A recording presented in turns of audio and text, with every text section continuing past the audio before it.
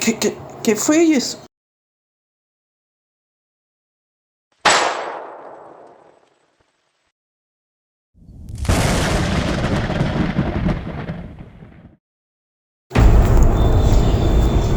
Na verdade, era um tiro por mim.